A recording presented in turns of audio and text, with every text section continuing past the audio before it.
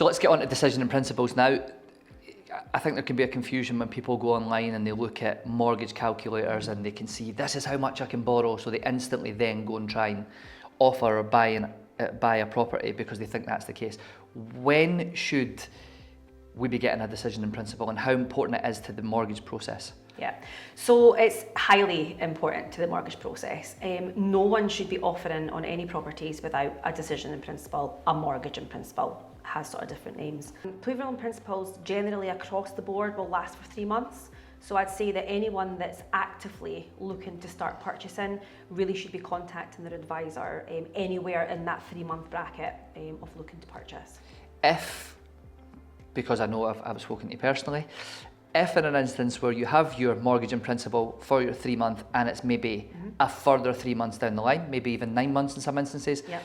should you be touching base, or is it a case that, look, we've got your mortgage in principle, you're absolutely fine, or is that regular checking important? So the regular check-in is very important. Personally, I don't necessarily run off and run approval in principles every 3 months. I would ask the client if circumstances have changed, if there's been any major impacts on affordability, and if everything's pretty much the same as what it was, I don't tend to rerun. You did touch on though, if you're maybe 9 months down the line, at that point, maybe yes, I would look at maybe running a new one. So sort of anywhere between sort of expiry of maybe 3 months, I think you're probably okay. But anything out with that, I think that you should be checking back in to your advisor.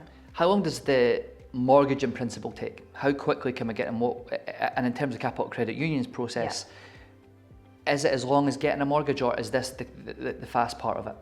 The decision in principles is the faster part. There still has to be the sort of general standard meeting that you have with the advisor in the beginning. But once that information's been kind of collated and collected, decision in principle is very fast. Capital Credit Union can generally have your approval back within a number of hours, if there's enough hours in the working day to have it done. So once I've got my decision in principle, I've then made my offer on my property based on the affordability that we've gone through. How long should I expect my mortgage to take? And is it a given, because I have my mortgage in principle, that I'm going to get a mortgage? So, I mean, it's not a given, nothing is, but you know, it's pretty solid that it's there in place. I think that in all the years I've been doing mortgages, the ones that have fallen through have been the ones where maybe someone within that term has maybe purchased a £30,000 car and affordability has just plummeted. Or they've maybe changed jobs where their income has reduced greatly. So it's these sorts of things that would have an impact. But if nothing's really changed, then you know the mortgage should go through fine. It's hard to tell how long a mortgage will take because every single client has different aspects to everything. So generally we always say anywhere between maybe 4 weeks, but we always like to try and get that in lesser time. If in an instance where you're offering on a property and your mortgage is taking a long time, can Capital Credit Union or any mortgage advisor try and push the banks along a little bit?